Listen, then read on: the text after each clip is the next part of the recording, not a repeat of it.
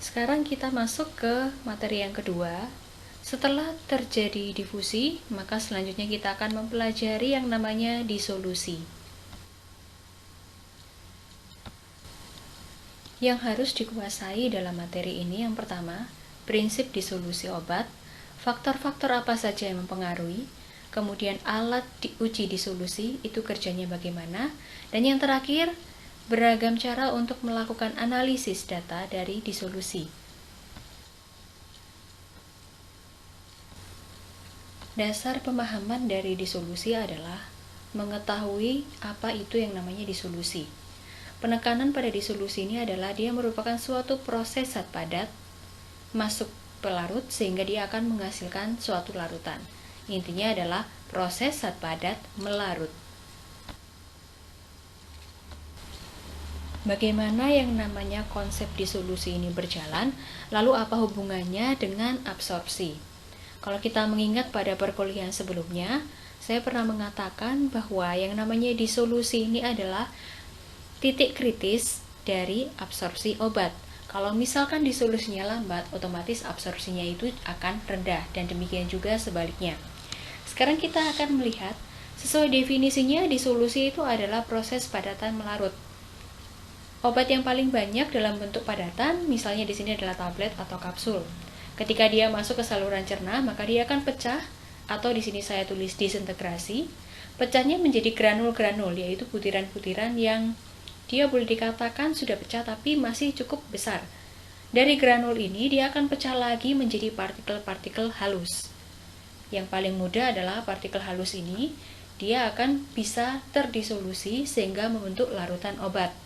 Hanya saja karena yang namanya disolusi ini adalah sebuah proses padatan melarut, maka yang namanya padatan itu tidak harus menjadi partikel halus terlebih dahulu baru melarut. Tetapi bisa jadi yang namanya proses disolusi itu terjadi pada saat dia masih berupa tablet, kapsul, ataupun granul. Ketika dia sudah berada dalam bentuk larutan, sudah terdisolusi, ini tandanya dia siap untuk terabsorpsi, masuk ke dalam darah dan memberikan efek terapi.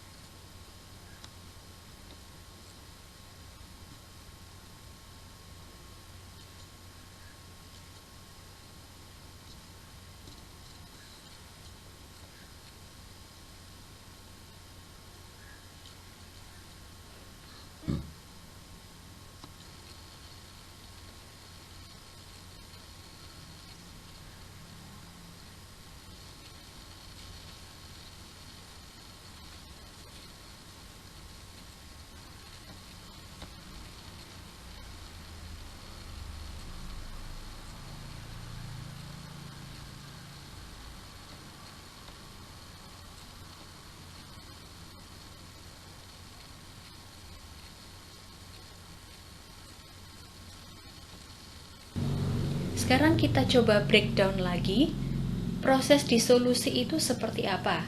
Bagaimana yang namanya zat padat, misalkan dari partikel halus, tiba-tiba dia bisa membentuk larutan. Oke, sekarang kita lihat gambar di depan. ada semacam lingkaran. Nah, lingkaran itu saya asumsikan dia adalah partikel obat, zat padat. Kemudian di luarnya adalah pelarut ataupun media disolusi. Nah, dalam konteks ini, di luar dari zat padat itu adalah cairan dari saluran cerna. Ketika yang namanya zat padat itu dia ketemu dengan cairan di saluran cerna, maka yang pertama terjadi adalah reaksi permukaan atau kontak antara zat padat dengan cairan. Ketika mereka ketemu, kontak, langkah selanjutnya adalah terjadi pembasahan. Jadi yang namanya zat padat mulai dibasahi atau dilingkupi oleh cairan, yang mana lama-kelamaan akan terjadi yang namanya infiltrasi, yaitu cairan tersebut akan masuk ke dalam partikel zat padat tadi. Cairan ini akan masuk hingga dicapai kondisi jenuh, sehingga yang namanya zat padat dengan cairan itu sudah bercampur di dalam. Jadi di dalam lingkaran tadi itu terdiri atas zat padat yang sudah bercampur dengan cairan karena cairannya telah berhasil masuk. Sehingga kita bisa melihat ada dua kondisi, yaitu di area zat padat yang sudah tercampur dengan solvent, ini kita katakan kompartemen donor, dengan area luar, yaitu cairan saluran cerna yang belum ada zat padatnya, kita katakan kompartemen reseptor. Adanya gradien konsentrasi ini memicu terjadinya yang namanya difusi. Sehingga dengan demikian, difusi ini merupakan rate limiting step atau faktor penentu dalam proses disolusi. Nah, kalau sudah terjadi disolusi, terbentuk larutan, barulah yang larutan ini bisa dilakukan absorpsi. Kita sudah mengetahui bahwa ternyata yang namanya difusi itu adalah rate limiting step dari proses disolusi. Sehingga kita perlu mengingat kembali yang namanya rumus difusi yang tercermin pada hukum Fick pertama, yaitu dm per dt sama dengan A dikalikan D dikalikan dc per dx. Jadi kalau dm per dt ini adalah kecepatan difusi ataupun fluxnya, dan dia dipengaruhi oleh luas permukaan, koefisien difusi, kemudian perbedaan konsentrasi, dan juga tebal membran.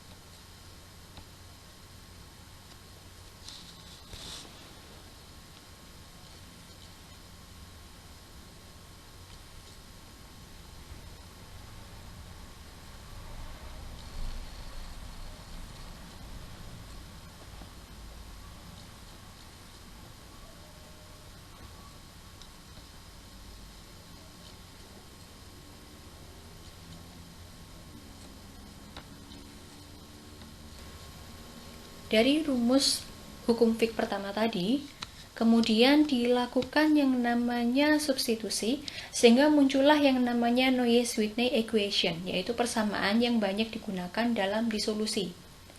Titik awalnya adalah dari rumus hukum Fick pertama tadi. Kita bisa melihat di sebelah kiri atas. Itu adalah rumus hukum Fick pertama. Kemudian kalau kita coba breakdown lagi, kita akan mengetahui bahwa yang namanya dc per dx itu adalah perbedaan konsentrasi, yaitu konsentrasi pada kompartemen donor dikurangi reseptor dibagi dengan ketebalan membran. Lalu kalau misalkan kita lihat lagi, yang namanya dm per dt itu dia adalah V dikalikan dc per dt. Lalu untuk nilai K sendiri, koefisien partisi, dia itu rumusnya adalah koefisien difusi dibagi dengan V dikalikan H ataupun tebal membran.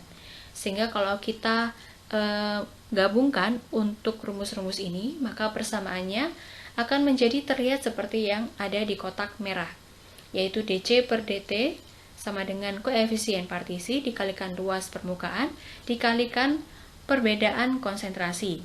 Atau kalau misalkan kita punyanya datanya adalah data massa, maka kita akan menuliskan dm per dt sama dengan luas permukaan dikalikan koefisien difusi dikalikan perbedaan konsentrasi dibagi tebal membran.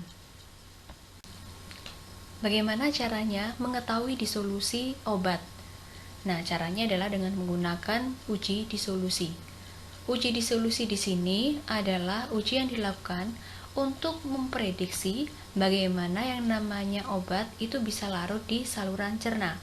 Sehingga nanti kita akan merancang sebuah alat yang sebenarnya dia itu bekerjanya adalah menyerupai kondisi dan proses yang terjadi pada saluran cerna. Sehingga percobaan ini dilakukan secara in vitro. Tujuannya adalah untuk memprediksi efektivitas obat. Walaupun ini bukan merupakan harga absolut, tetapi yang namanya uji disolusi ini cukup dapat membantu untuk memperkirakan kira-kira bagaimana absorpsi yang akan terjadi berdasarkan data disolusi yang didapat. Karena ketika kita sudah memiliki data jumlah zat padat yang terdisolusi atau terlarut, kita juga bisa memprediksikan potensi absorpsi atau penembusan obat untuk melalui membran sehingga sampai ke sirkulasi darah. Sebelum saya menjelaskan lebih lanjut tentang manfaat dari uji disolusi, mungkin perlu saya tambahkan bahwa secara umum ataupun sebagian besar yang namanya uji disolusi, itu konsep berpikirnya adalah untuk memprediksi disolusi obat di saluran cerna. Walaupun pada kenyataannya nanti kita juga akan mempelajari bahwa beberapa metode uji disolusi itu dapat digunakan untuk tujuan lain, misalkan memprediksi pelepasan obat dari sediaan topikal ataupun transdermal. Sehingga untuk uji disolusi ini kegunaannya sangat banyak, tidak hanya untuk sediaan oral saja. Nah, kemudian kita akan melihat lebih detail lagi manfaat uji disolusi ini apa dan mengapa harus dilakukan. Yang pertama, dia merupakan persyaratan farmakope yang harus dipenuhi. Jadi ketika ada produk obat, maka dia itu harus memenuhi ketentuan dari disolusi. Yang ketentuannya itu sudah tertulis di farmakope, sehingga kita perlu melakukan uji disolusi untuk mencocokkan kira-kira sudah memenuhi spesifikasi atau belum. Kemudian yang kedua, manfaat dari uji disolusi ini adalah data yang didapat itu bisa digunakan untuk pengembangan produk. Misalkan kita mau merancang suatu produk dengan pelepasan yang lambat, tetapi ternyata hasil uji disolusi kita itu menunjukkan bahwa lepasnya itu cepat sekali. Oh, berarti ini harus ada formulasi yang diubah. Kemudian, uji disolusi ini sangat erat kaitannya dengan pengendalian mutu atau jaminan mutu. Sebagai contoh, pada umumnya tablet-tablet yang tersedia di pasaran bentuk konvensional itu dia lepasnya adalah segera. Untuk definisi lepas segera biasanya batasan waktunya adalah sekitar 30-45 menit. Nah, inilah definisi yang dinamakan bahwa ketika suatu obat itu memiliki mutu yang baik, maka dalam kurun waktu tertentu, misalkan 30-45 menit tadi, dia harus bisa terlarut sebanyak sekian persen.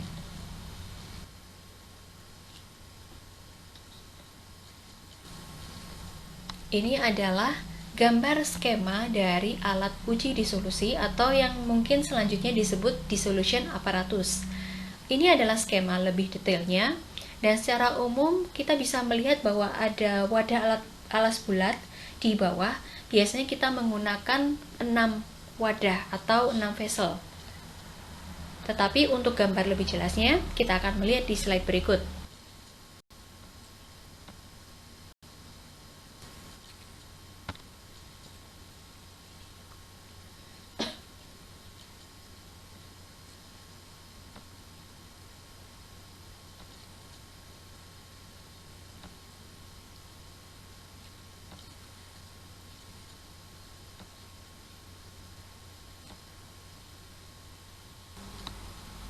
Ini adalah gambar yang mungkin terlihat lebih jelas dengan kondisi yang ada di lapangan, kira-kira bentuk dan bagian-bagiannya seperti ini.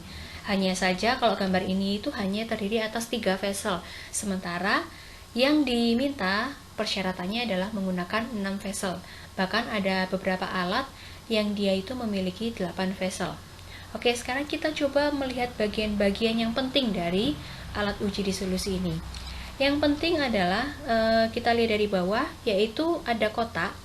Nah, itu fungsinya adalah untuk water bath. Kotak itu akan kita isi dengan air, kemudian alat heater yang ada di dissolution apparatus tersebut dinyalakan, sehingga tujuannya adalah untuk memberikan panas. Kemudian kita juga melihat ada yang namanya wadah alas bulat tadi, yang kita sebut dengan vessel. Vessel ini nanti akan kita isi dengan media disolusi tadi, kemudian produk obatnya akan kita masukkan ke sini. Jadi vessel ini adalah analogi dari saluran cerna. Kemudian kita juga melihat di situ ada pengaduk. Nah, kalau di saluran cerna itu kan kita kenal yang namanya gerakan peristaltik. Sehingga kalau di saluran cerna itu pasti ada gerakan yang menginduksi tercampurnya apa saja bahan yang ada di saluran cerna. Nah, secara in vitro kita ganti dengan pengaduk. Kemudian coba kalian lihat bagian penutup yang berwarna putih. Nah, bagian penutup yang berwarna putih itu biasanya memiliki 2 celah ataupun 2 lubang. Satunya dipasang termometer, tujuannya adalah untuk mengontrol apakah suhu di dalam vessel itu sudah sesuai dengan persyaratan. Kemudian satunya lagi adalah tempat untuk sampling port, yaitu jalur yang digunakan untuk mengambil sampel. Yang bagian atas ada layar, itu adalah untuk mengontrol kira-kira berapa RPM ataupun kecepatan pengaduk yang akan dikehendaki, kemudian suhu yang tercermin di situ berapa. Jadi ini adalah untuk monitoring. Metode dari uji disolusi yang perlu diperhatikan, yang pertama wadah. Wadahnya diharapkan dapat memberikan penyebaran ataupun dispersi partikel yang homogen dalam media disolusi. Jangan sampai yang namanya partikel obat itu hanya terkonsentrasi di salah satu sisi saja. Kemudian yang kedua, pengadukan, biasanya rentangnya itu 50-100 rpm. Hal ini pasti sudah dipertimbangkan dengan berapa kira-kira gerakan peristaltik yang terjadi di saluran cerna. Kemudian media disolusinya kita pilih berdasarkan kelarutan zat aktif, kemudian kesesuaian pH dengan saluran cerna. Misalkan kita mau melakukan simulasi, saluran cernanya itu adalah lambung. Pasti pH-nya juga akan berbeda dengan pada saat kita melakukan simulasi untuk cairan usus. Kemudian volume media. Volume media prinsipnya adalah volume medianya harus banyak dan harus lebih banyak dibandingkan dengan volume penjenuhannya. Sekitar 25% lebih banyak. Tujuannya adalah untuk selalu mendapatkan kondisi sink. Jadi kondisi sink ini cara mendapatkannya bukan hanya dengan menambahkan volume media yang banyak di atas volume penjenuhan, tapi nanti caranya adalah juga dengan cara mengambil, setelah mengambil sampel itu kita ganti lagi dengan pelarut dengan jumlah yang sama. Kemudian suhu kita pasang 37 derajat Celcius sesuai dengan suhu tubuh. Lokasi pengambilan sampel sesuai ketentuan. Kemudian untuk lama pengujian ini tergantung dengan tujuan dari kita melakukan uji disolusi. Kalau tujuannya adalah untuk memenuhi persyaratan farmakope, kita buka farmakope di situ dan kita lihat berapa lama pengujian yang direkomendasikan. Tetapi kalau tujuannya adalah untuk melihat profil pelepasan sediaan obat lepas lambat, biasanya lama pengujiannya ini berkisar antara 8 sampai 12 jam.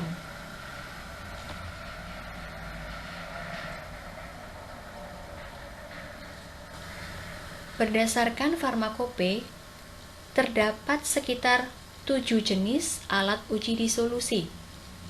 Nanti kalau di farmakope biasanya tertulisnya adalah aparatus 1, aparatus 2. Jika tertulis aparatus 1, artinya adalah dia menggunakan metode keranjang. Metode keranjang di sini maksudnya pengaduknya itu berupa keranjang. Kalau tertulis aparatus 2, berarti pengaduknya berupa dayung. Nah, ini dengan adanya berbagai macam jenis alat uji disolusi itu juga disesuaikan dengan jenis produk obat yang mau kita uji. Kalau misalkan obat kita berbentuk tablet, maka pilihannya bisa alat 1 ataupun alat 2. Tetapi kalau misalkan sediaan obat kita itu krim atau gel, maka bisa jadi kita akan memilih aparatus 5, 6, 7, atau bahkan 4.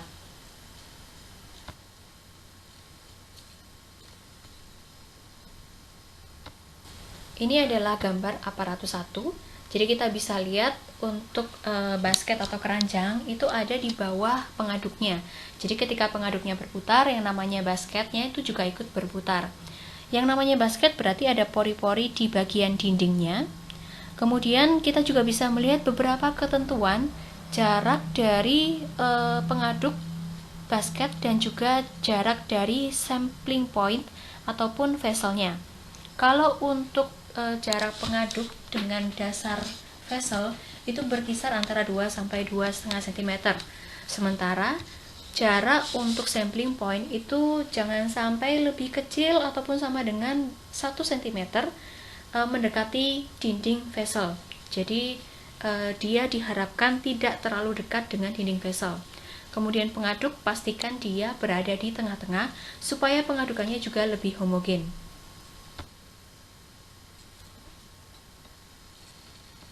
Sementara ini gambar untuk aparatus 2, kita juga bisa melihat bentuk pedalnya yang digunakan untuk pengaduknya. Aparatus 2 ini biasa digunakan untuk uji disolusi obat yang bentuknya tablet ataupun kapsul. Sebagai catatan, ada beberapa tablet ataupun kapsul yang ketika dimasukkan itu ternyata dia tidak berada di dasar vessel. Padahal harusnya dalam uji disolusi yang namanya produk ataupun obat yang kita uji itu harus berada di dasar vessel supaya ketika dilakukan pengadukan lebih mudah. Ada beberapa obat yang dia itu ternyata malah mengapung. Nah, untuk mengatasi obat-obat yang mengapung seperti ini, untuk tablet ataupun kapsulnya itu bisa kita berikan beban, misalkan dililit dengan logam. Dan logam yang biasa kita pakai itu adalah logam platina. Kenapa platina? Karena beberapa penelitian menunjukkan bahwa logam jenis platina ini tidak memberikan pengaruh ataupun ikut terlarut di media disolusi, sehingga pada saat kita melakukan analisis uji disolusi itu juga tidak akan mengganggu.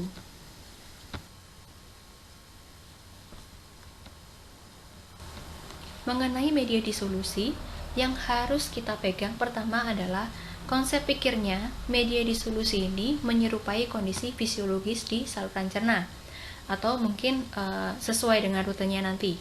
Kemudian volume media disolusi ini umumnya berkisar antara 500, 900, atau 1000 ml. Jadi pada umumnya terdapat 3 pilihan ini.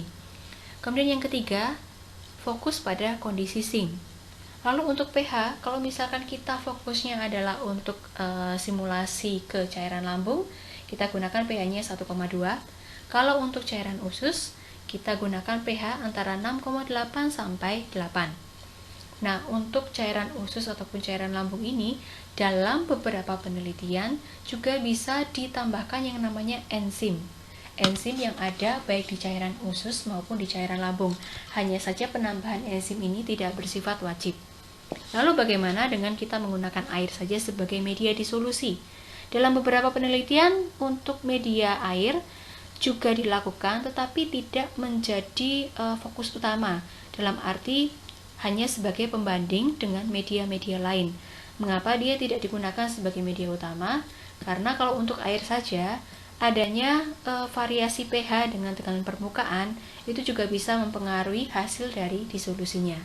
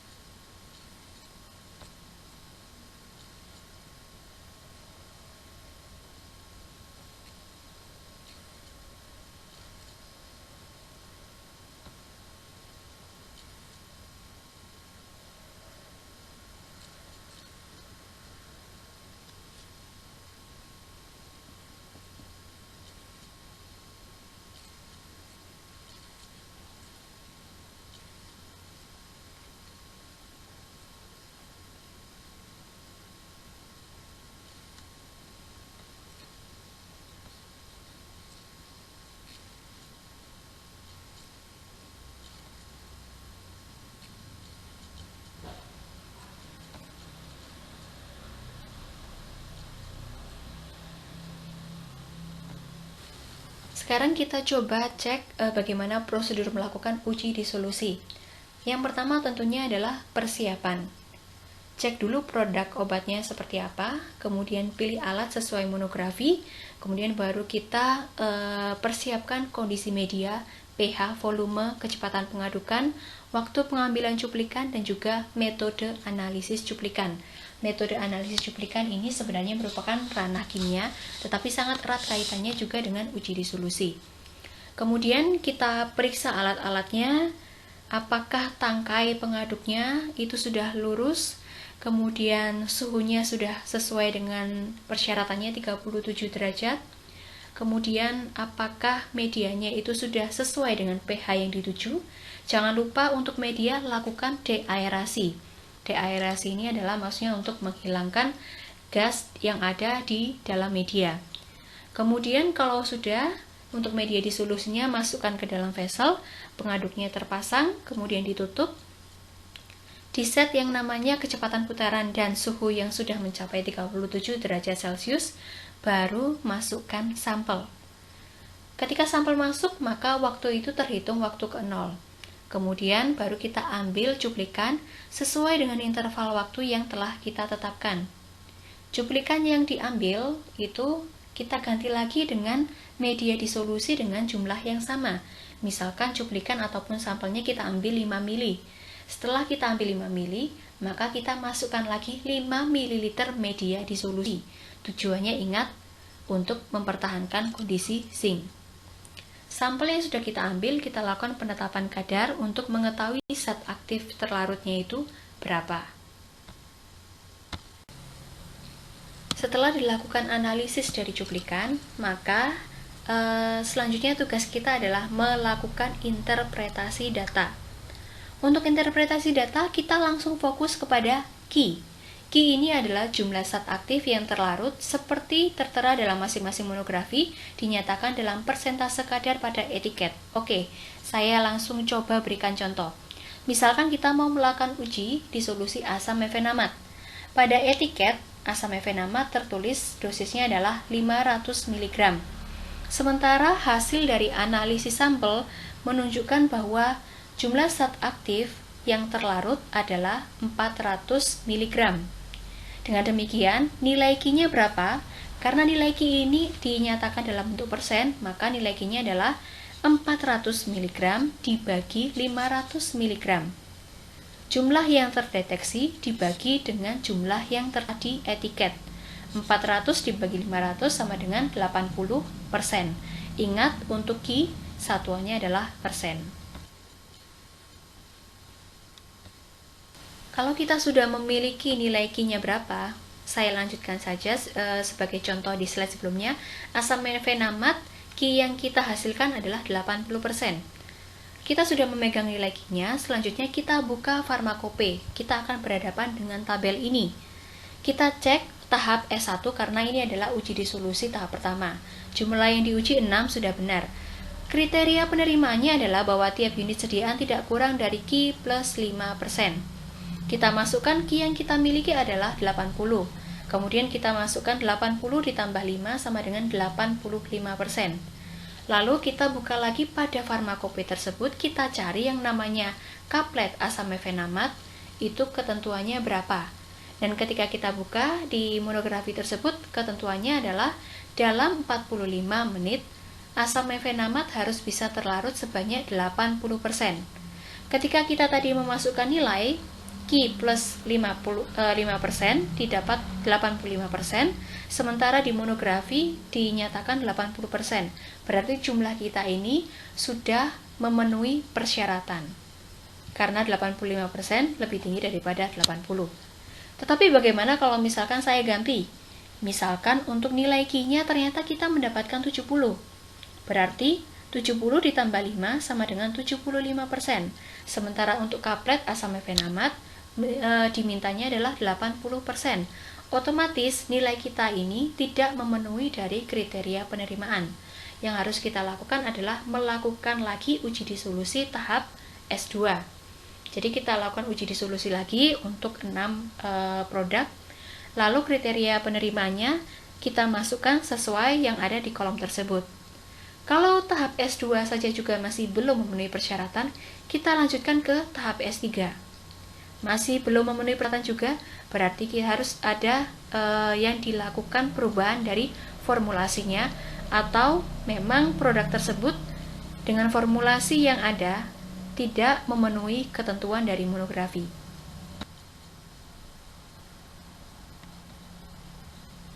Pendekatan pertama untuk interpretasi data di solusi adalah dengan mencocokkan dengan farmakope, seperti yang sudah saya bahas pada slide sebelumnya. Untuk pendekatan kedua adalah, ini biasanya dilakukan pada saat tahap pengembangan produk. Kalau untuk slide sebelumnya, itu biasanya dilakukan pada evaluasi mutu produk. Nah, sekarang kalau misalkan dalam tahap pengembangan produk, biasanya evaluasi data di solusinya berupa, pertama, mengukur kadar zat terlarut selama 30 menit, dan juga bisa jadi T80, yaitu waktu yang diperlukan untuk mencapai 80% zat terlarut. Cara mencari T80 ini adalah kita lakukan sampling, misalkan tiap 5 menit, kemudian kita analisis, baru kita cari ketika zat terlarutnya sudah mencapai 80%, itu ada di waktu keberapa. Dalam konteks pengembangan produk, evaluasi data di solusi bisa menggunakan seperti yang sebelumnya, C30 ataupun T80. Selain itu juga bisa dilakukan cara untuk mengukur efisiensi di solusi. Cara mengukurnya adalah, pertama, kita buat grafik dulu, di mana sumbu X-nya ini adalah waktu, sumbu Y-nya adalah persen pelepasan ataupun persen zat yang terlarut. Kemudian baru nanti kita gunakan rumus berikut, luas APC per luas APDE. Nah, ini yang mana? Yang pertama adalah kita hitung dulu jumlah ketika zat aktif itu larut pada waktu tertentu. Misalkan kita sudah tetapkan menitnya adalah ke-30. Pada menit ke-30 kita langsung buat kotak persegi seperti ini, A, B, D, E. Ini langsung kita ukur dan kita akan mendapatkan luas segi 4 100% zat aktif yang larut. Kemudian kita cari luas ABC. Nah, luas ABC ini adalah luas di mana suatu formula itu larut pada menit ke-30. Jadi, untuk efisiensi di solusinya adalah luas ABC yang ini dibandingkan dengan luas APDE dikalikan 100%.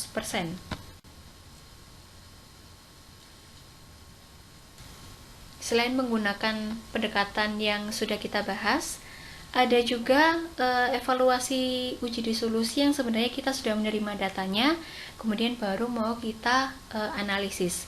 Contohnya ada di soal berikut. Silakan kalian coba mengerjakan dengan menggunakan pendekatan Noyes-Whitney equation.